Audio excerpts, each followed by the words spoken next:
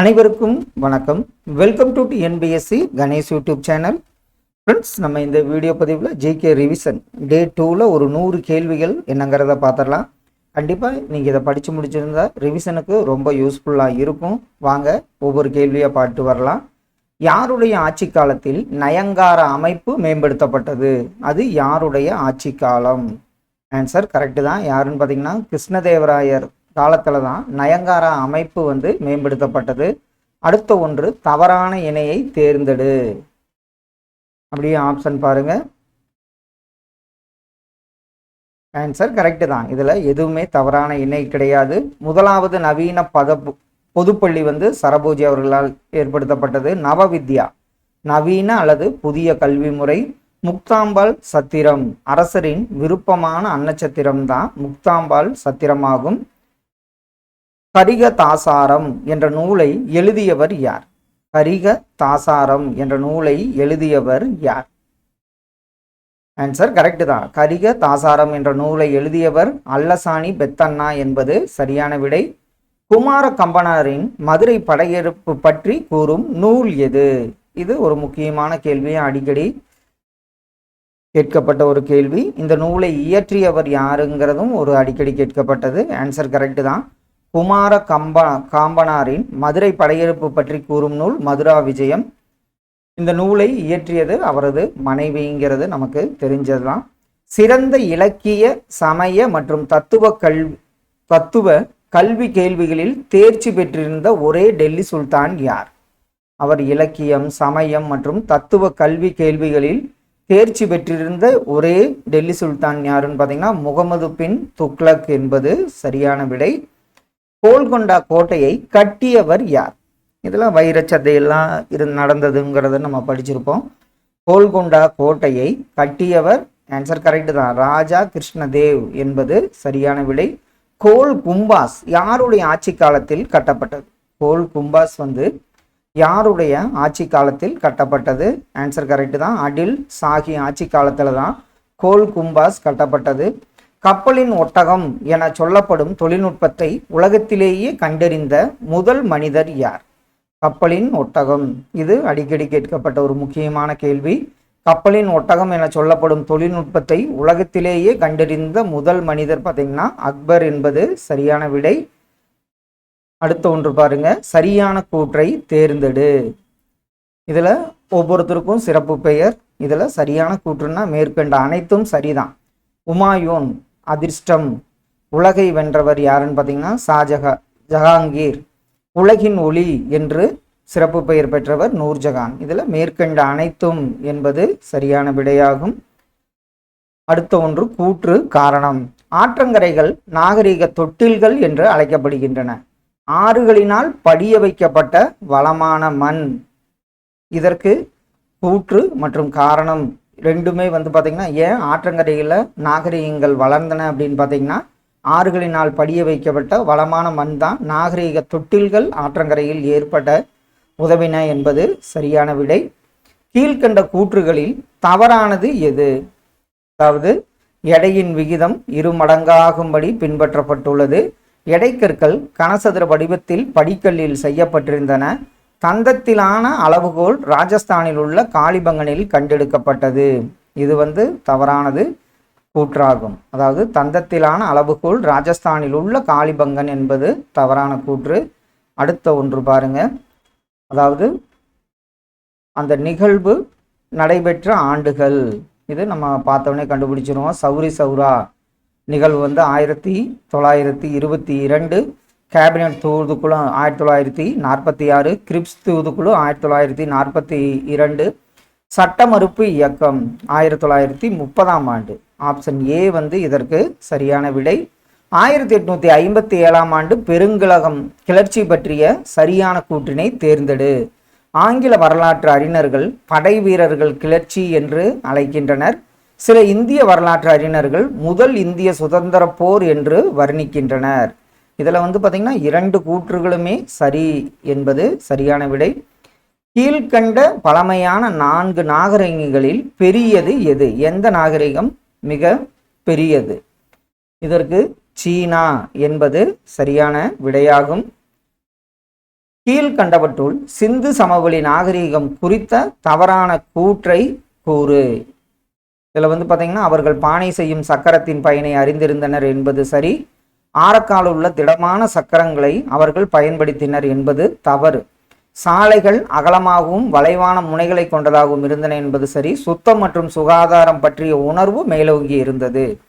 இதில் ஆரக்கால் உள்ள இந்த போக்ஸ் கம்பி சொல்லுவோம்ல, அந்த ஆரக்கால் உள்ள திடமான சக்கரங்கள் அவர்கள் பயன்படுத்தினர் என்பது தவறான கூற்று. 1916 மானுடவியல் தொடர்பான சர்வதேச மாநாட்டில் கலந்து கொண்டு இந்தியாவின் சாதிகள் என்ற தலைப்பில் ஆராய்ச்சி கட்டுரையை சமர்ப்பித்தவர் யார்? அவர் யாருன்னு பார்த்தீங்கன்னா நம்ம அம்பேத்கர் அவர்கள் என்பது சரியான விடை. சந்தேரி போர் யாருக்கு இடையே நடைபெற்றது? சந்தேரி போர் யாராருக்கு இடையே நடைபெற்றது? ஆப்ஷன்ல பாருங்க. ஆன்சர் கரெக்ட் தான். யாருன்னு பார்த்தீங்கன்னா பாபர் வெர்சஸ் மேதினி ராய் என்பது சரியான விடையாகும். எல்லோரோ குகைகள் யுனெஸ்கோவின் உலக பாரம்பரிய சின்னமாக எப்போது அறிவிக்கப்பட்டது? எல்லோரோ குகைகள் யுனெஸ்கோவின் உலக பாரம்பரிய சின்னமாக அறிவிக்கப்பட்ட ஆண்டு 1983 ஆண்டாகும். விஜயநகர அரசின் வம்சாவளி அரசியல் மற்றும் சமூகம் பற்றிய தகவல்களை கூறும் இலக்கியம் எந்த இலக்கியம்? விஜயநகர அரசின் வம்சாவளி அரசியல் மற்றும் சமூகம் பற்றிய தகவல்களை கூறும் இலக்கியம் சாளுவ வையுதயம் என்பது சரியான விடையாகும். அடுத்த ஒன்று, 1931 ஆண்டு இந்திய தேசிய காங்கிரசின் கராச்சி மாநாட்டிற்கு தலைமை வகித்தவர் யார்? 1931 இந்திய தேசிய காங்கிரசின் கராச்சி மாநாட்டிற்கு தலைமை வகித்தவர். ஆன்சர் கரெக்ட் தான், வல்லபாய் பட்டேல் என்பது சரியான விடை. கம்யூனிஸ்ட் கட்சியைச் சேர்ந்த எத்தனை முன்னோடி செயல்பாட்டாளர்கள் மீரட் சதி வழக்கில் கைது செய்யப்பட்டனர்? கம்யூனிஸ்ட் கட்சியை சேர்ந்து எத்தனை முன்னோடி செயல்பாட்டாளர்கள் மீரட் சதி வழக்கு, அவங்க எத்தனை பேர்னு பார்த்தீங்கன்னா 32 பேர் என்பது சரியான விடை. அடுத்த ஒன்று பொறுத்துக. முத்ரா ராட்சசம் யாரால் இயற்றப்பட்டது? அமரகோசா, பிரகத் சம்ஹிதா, ஆயுர்வேதா? ஆன்சர் பார்த்துடலாங்க. முத்ராட்சசம் விசாக தத்தரால் இயற்றப்பட்டது. அமரகோசா அமர சிம்ஹரால் இயற்றப்பட்டது. அடுத்தது பார்த்தீங்கன்னா பிருகத் சம்ஹிதா வராக மிகிரரால் இயற்றப்பட்டது. ஆயுர்வேதா பார்த்தீங்கன்னா தன்வந்திரி அவர்களால் இயற்றப்பட்டது. இதற்கு ஆப்ஷன் ஏ வந்து சரியான விடையாகும்.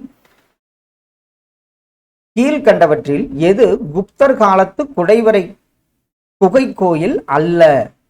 குப்தர் காலத்து குடைவரை கோயில்கள் எது கிடையாதுன்னு பார்த்தீங்கன்னா ஆன்சர் கரெக்ட் தான், எலிபண்டா குகை, மகாராஷ்டிரா. எலிபண்டா குகை வந்து குப்தர் காலத்து குடைவரை கோயில் கிடையாது.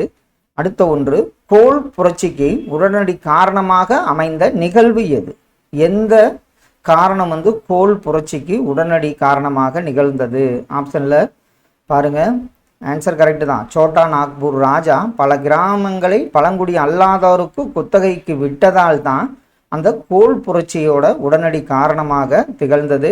சுபாஷ் சந்திரபோஸின் அரசியல் குரு யார்? சுபாஷ் சந்திரபோஸின் அரசியல் குரு ஆன்சர் கரெக்ட் தான், சித்தரஞ்சன் தாஸ் என்பது சரியான விடை. ராஷ்டிரகூப்தார் அதாவது உண்மை விளம்பி என்பது எந்த இயக்கத்தின் தாரக மந்திரமாக இருந்தது? ராஷ்டிரகூப்தார் அது வந்து பார்த்தீங்கன்னா பார்சி சீர்திருத்த இயக்கத்தின் தாரக மந்திரமாக விளங்கியது ராஷ்டிரகூப்தார் என்பதாகும். கிருஷ்ணதேவராயின் கீழ் இருந்த நாயக்க முறை பற்றிய ஆர்வமூட்டக்கூடிய தகவல்களை கூறும் இலக்கியம் எது? நாயக்க முறை பற்றிய ஆர்வமூட்டக்கூடிய தகவல்களை கூறும் இலக்கியம் ஆன்சர் கரெக்ட் தான், ராய வாசகமு என்பது சரியான விடை. சுதேசி இயக்கத்தின் போது இந்தியாவின் வைசிராயாக இருந்தவர் யார்? சுதேசி இயக்கத்தின் போது இந்தியாவின் வைசிராயாக இருந்தவர் ஆன்சர் கரெக்ட் தான், ஹர்சன் பிரபு என்பது சரியான விடை. மவுண்ட் பேட்டன் திட்டம் தொடர்பான சரியான கூற்றுகளை தேர்ந்தெடு. இதில் வந்து பார்த்தீங்கன்னா 1947 ஜூன் 3 அன்று இந்திய பிரிவினைக்கான தனது திட்டத்தை மவுண்ட் பேட்டன் பிரபு அறிவித்தார் என்பது சரி. காங்கிரஸ் இந்த திட்டத்தை ஒப்புக்கொள்ளவில்லை என்பது தவறு. மவுண்ட் பேட்டன் திட்டத்தை ஏற்றுக்கொண்ட பிரிட்டிஷ் அரசாங்கம் 1947 ஜூலை 18 அன்று இந்திய விடுதலை சட்டத்தை நிறைவேற்றியது. இதற்கு ஆப்ஷன் சி தான், 1 மற்றும் 3வது கூற்று சரியானது. வட்டார மொழி பத்திரிகை சட்டம் 1878 காரணமாக கீழ்கண்ட எந்த வங்காள பத்திரிகை ஒரே இரவில் ஆங்கில பத்திரிகையாக மாற்றப்பட்டது? வட்டார மொழி பத்திரிகை சட்டம் நிறைவேற்றப்பட்ட ஆண்டு 1878. இதன் காரணமாக எந்த வங்காள பத்திரிகை ஒரே இரவில் ஆங்கில பத்திரிகையாக மாற்றப்பட்டது? ஆன்சர் கரெக்ட் தான், அமிர்த பஜார் பத்திரிகை என்பது சரியான விடை. ஒத்துழையாமை இயக்கம் கொண்டு வந்த போது தமிழக காங்கிரஸ் தலைவராக இருந்தவர்? ஆன்சர் கரெக்ட் தான், யாருன்னு பார்த்தீங்கன்னா பெரியார் என்பது சரியான விடை. அடுத்த ஒன்று, மாப்பிளா கழகம் ஏற்பட்ட ஆண்டு, விசாக் புரட்சி, கிலாபத் இயக்கம், இதற்கு உரிய சரியான விடை என்ன? ஆன்சர் பார்த்துடலாங்க. மாப்பிளா கழகம் 1921 ஆண்டு, விசாக் புரட்சி 1923, கிலாபத் இயக்கம் 1919, பர்தோலி சத்தியாகிரகம் 1928 ஆண்டு. இதற்கு ஆப்ஷன் டி தான் சரியான விடையாகும். தவறாத இணையை தேர்ந்தெடுக்க. இதில் பாருங்க, சமரச சுத்த சன்மார்க்க சத்திய சங்கம் வள்ளலார் சங்கம் வள்ளலார் ராமலிங்க சுவாமிகள் என்பது சரி. சமத்துவ சமாஜம் வைகுண்ட சுவாமிகள். அத்வைதானந்தா சபா அயோத்தியதாசர் சரி. சத்திய ஜோதக் சமாஜம் சோதி பா பூலே சரி. இதில் எந்த இணையும் தவறானது கிடையாது என்பது சரியான விடை. கீழ்கண்டவர்களுள் யார் அமைச்சரவை தூதுக்குழுவின் உறுப்பினர் அல்ல? கீழ்கண்டவர்களில் யார் அமைச்சரவை தூதுக்குழுவின் உறுப்பினர் கிடையாது? இதில் பெதி Clarence, sir Stanford grips, AV Alexander, லின்லித்தோ பிரபு அந்த குழுவின் உறுப்பினர் கிடையாது என்பது சரியான விடை. மெட்ராஸ் சுதேசி சங்கம் பற்றிய சரியான கூற்றினை தேர்ந்தெடு.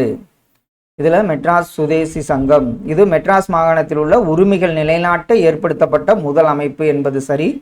இது ஹார்லி, லக்ஷ்மி நரச செட்டி மற்றும் சீனிவாச பிள்ளை ஆகியோரால் 1852 நிறுவப்பட்டது என்பது சரி. 1884 மெட்ராஸ் மகாஜனசபையுடன் இணைக்கப்பட்டது. இதில் என்பது தவறு. 1 மற்றும் 2 தான் இதற்கு சரியான கூற்றாகும். 4ஆம் ஆங்கிலேய மைசூர் போரில் திப்பு சுல்தானின் வீழ்ச்சிக்கு பிறகு அவரின் குடும்பத்தினர் எங்கு அனுப்பப்பட்டனர்?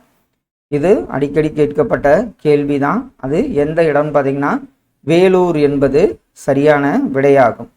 4ஆம் ஆங்கில மைசூர் போரில் திப்பு சுல்தானின் வீழ்ச்சிக்கு பிறகு அவரின் குடும்பத்தினர் வேலூருக்கு, அந்த வேலூர் புரட்சிக்கு பின்னாடி பார்த்தீங்கன்னா அவங்க கல்கத்தாவிற்கு அனுப்பப்பட்டாருன்னு நினைக்கிறேன். அடுத்த ஒன்று, 1928 இந்துஸ்தான் சமூக குடியரசு சங்கத்தை நிறுவியவர் யார்? இந்துஸ்தான் சமூக குடியரசு சங்கத்தை நிறுவியவர் சந்திரசேகர் ஆசாத் என்பது சரியான விடை. கக்கோரி ரயில் கொள்ளையில் முக்கிய பங்கு வகித்தவர் யார்?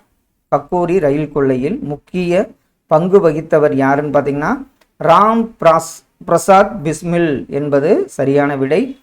அடுத்த ஒன்று, கீழ்கண்டவற்றுள் ஒத்துழையாமை இயக்கத்தின் செயல் திட்டங்கள் யாது?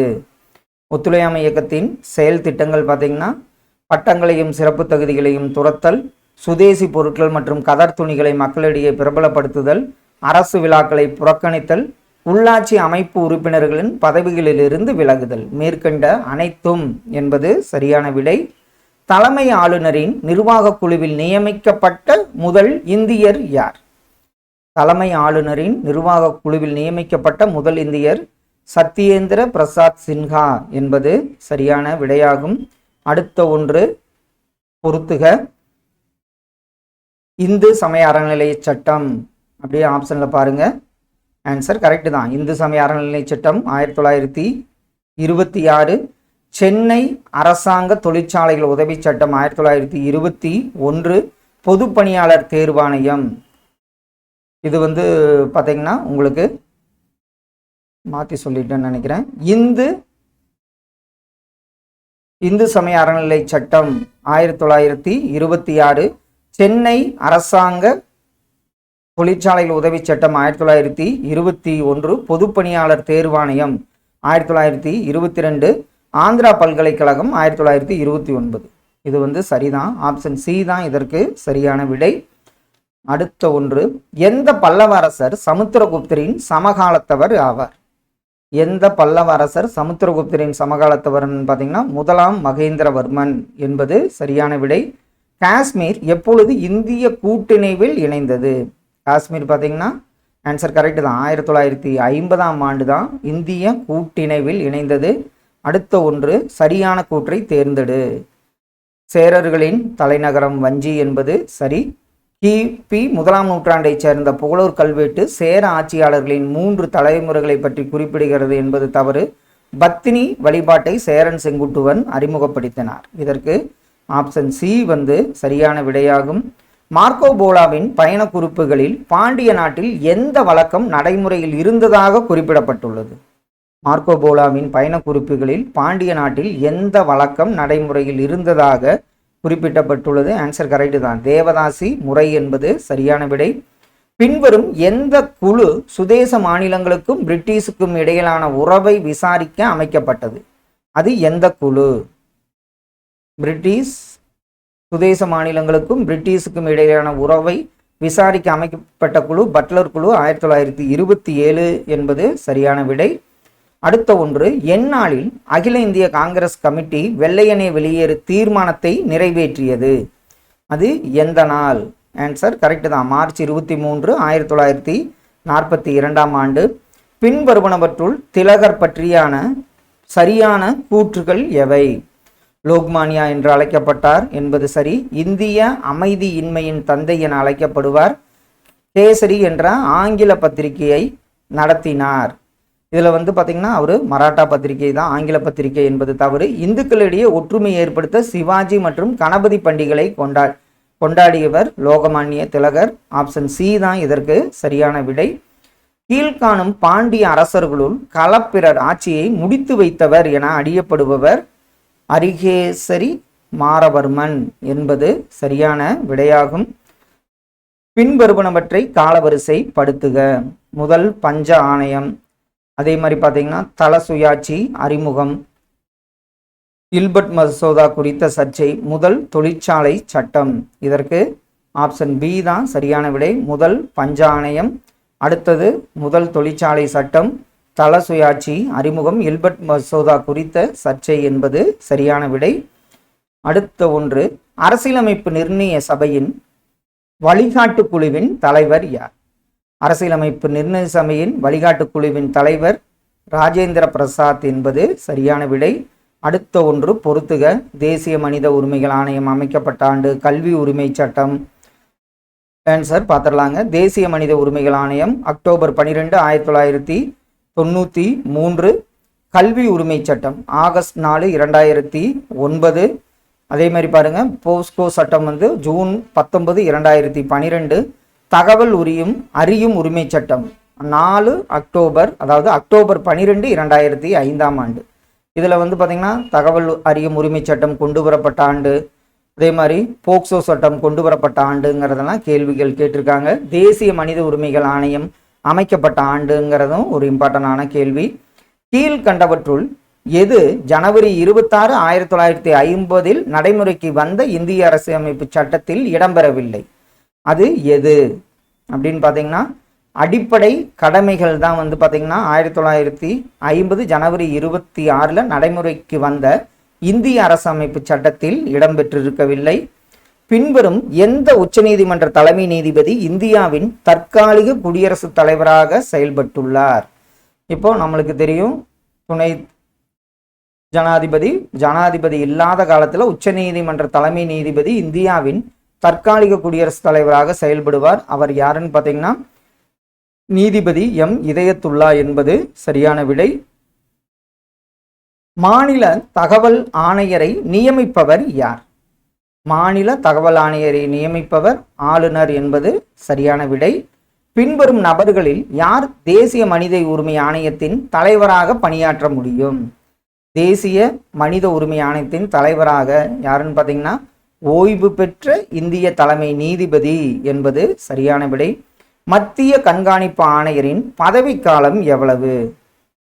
மத்திய கண்காணிப்பு ஆணையரின் பதவிக்காலம் 4 ஆண்டுகள் என்பது சரியான விடையாகும்.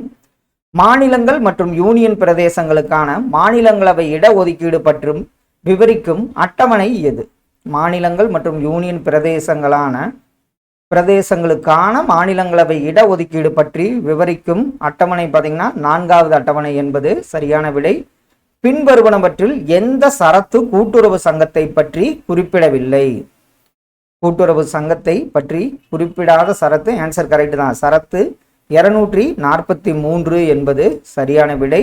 கீழ் கண்டவற்றுள் இந்திய அரசியலமைப்பின் பாதுகாவலராக விளங்குவது, இது ஒரு முக்கியமான கேள்வி, அடிக்கடி கேட்கப்பட்ட கேள்வி. உச்ச நீதிமன்றம் என்பது சரியான விடை. அடுத்த ஒன்று பொறுத்துக.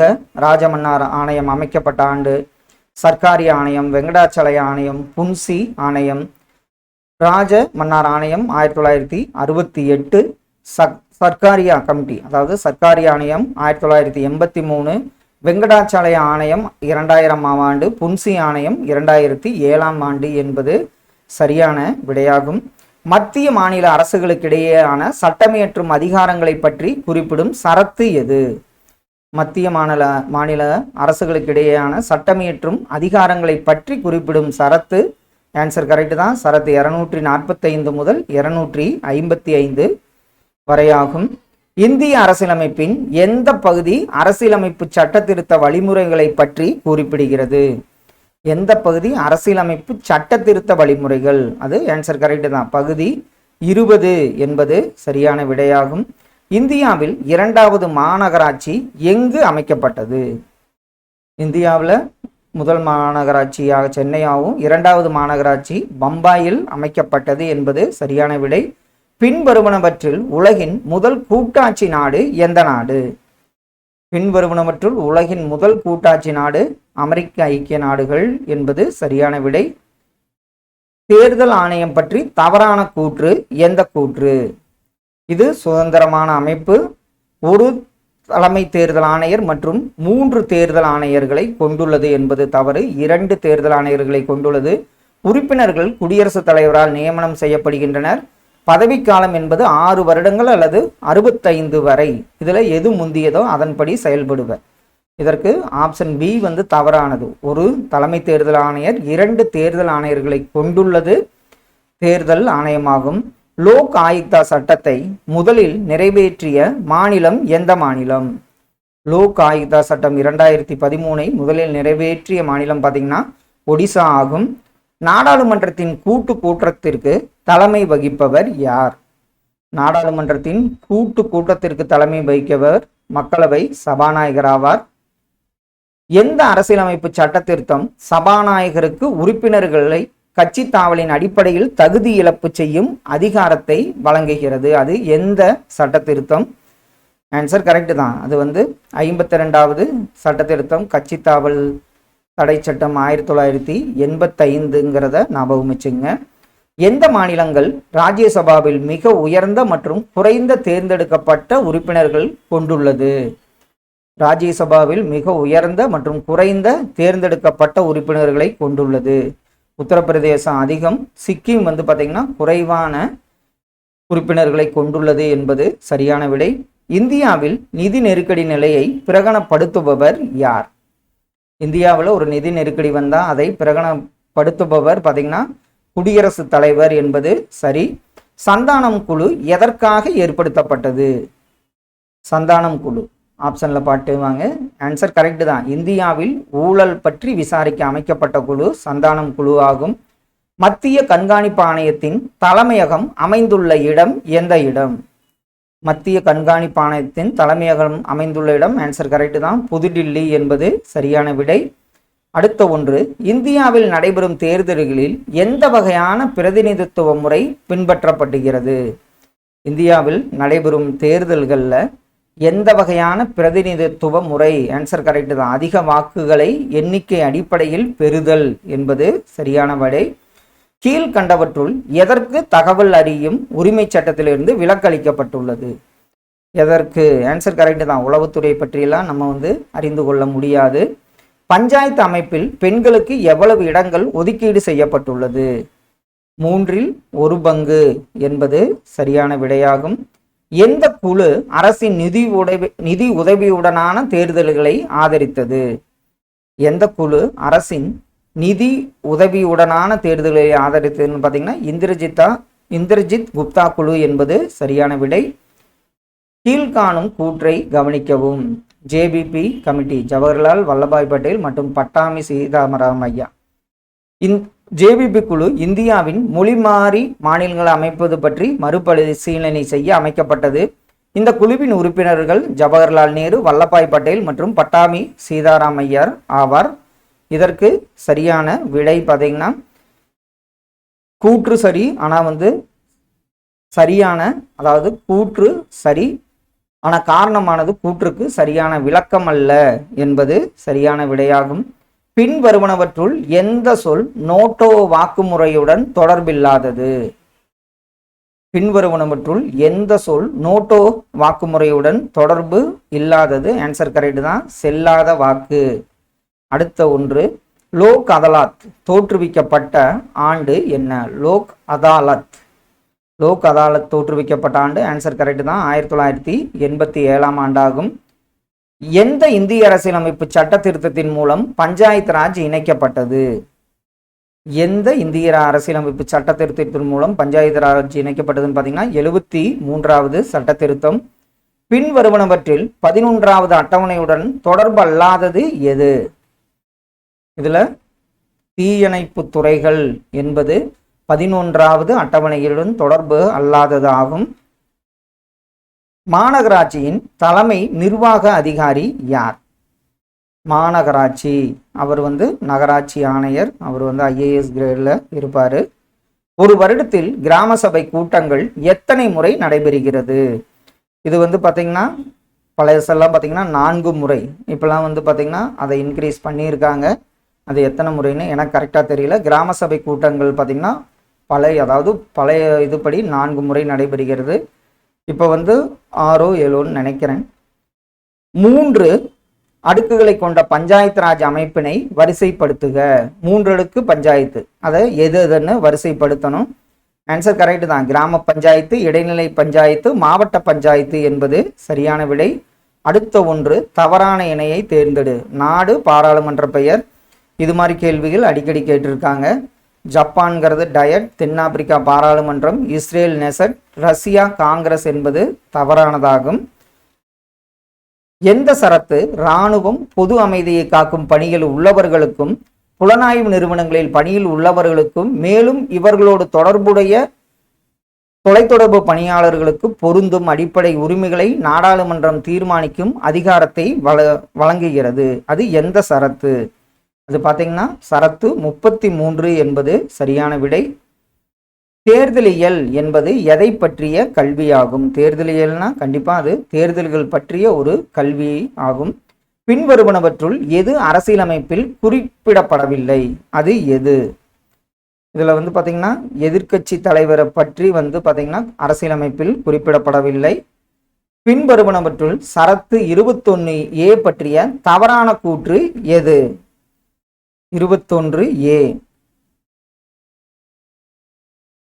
இதில் 2002 86வது அரசியலமைப்பு சட்டத்திருத்தின் சட்டம் மூலமாக சேர்க்கப்பட்டது என்பது சரி. இதில் 6 முதல் 14 வயது வரையிலான அனைத்து குழந்தைகளுக்கும் இலவச மற்றும் கட்டாய கல்வியை வழங்குகிறது. இந்த சரத்திற்கு முன் குழந்தைகளுக்கான இலவச மற்றும் கட்டாய கல்வியானது பகுதி 4 சரத்து 45 கீழ் இருந்தது. இதெல்லாம் சரி.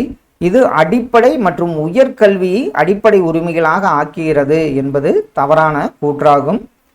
அடிப்படை உரிமைகளுக்கு உத்தரவாதம் அளிப்பவராகவும் பாதுகாவலராகவும் செயல்படுபவர் யார்?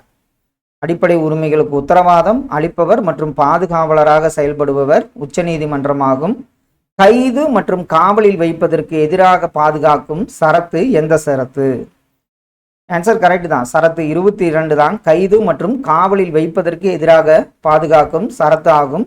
அடுத்த ஒன்று, சரியான கூற்றினை தேர்ந்தெடு.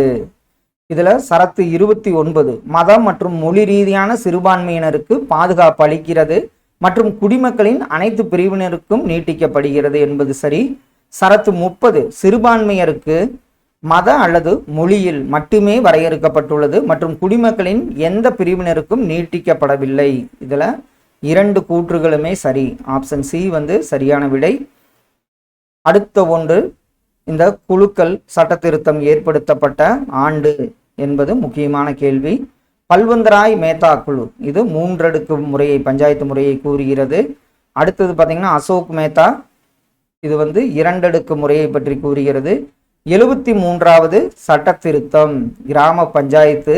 74வது சட்ட திருத்தம் பார்த்தீங்கன்னா நகர்பாலிகா பற்றி குறிப்பிடுகிறது. இதற்கு ஆப்ஷன் சி வந்து சரியான விடையாகும்.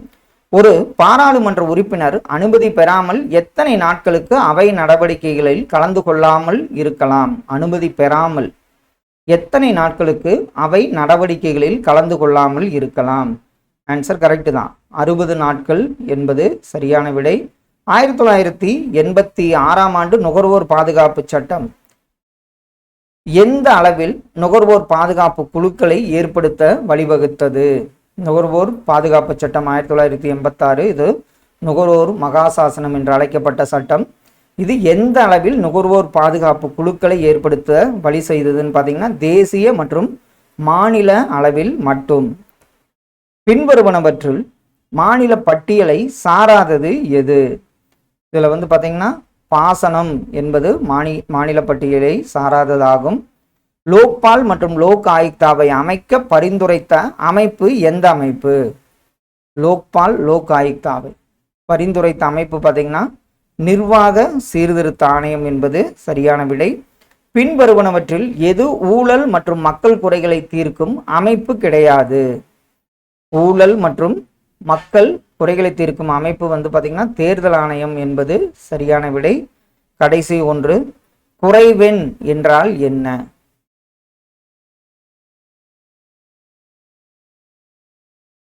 ஆன்சர் கரெக்டு தான். அதாவது மக்களவை அல்லது மாநிலங்களவையின் மொத்த உறுப்பினர்கள் 10ல் 1 பங்கு எண்ணிக்கை அவையை நடத்துவதற்கான குறைவெண் என அழைக்கப்படுகிறது. ஆப்ஷன் பி வந்து சரியான விடை. ஃப்ரெண்ட்ஸ், இதில் டே 2ல் ஒரு 100 ஜிகே கேள்விகள் பார்த்தோம். கண்டிப்பாக இது உங்கள் ரிவிஷனுக்கும் கேள்விகள் எப்படி கேட்டிருக்காங்கன்னு ஒரு ஐடியா கிடைக்கும். Thank you all.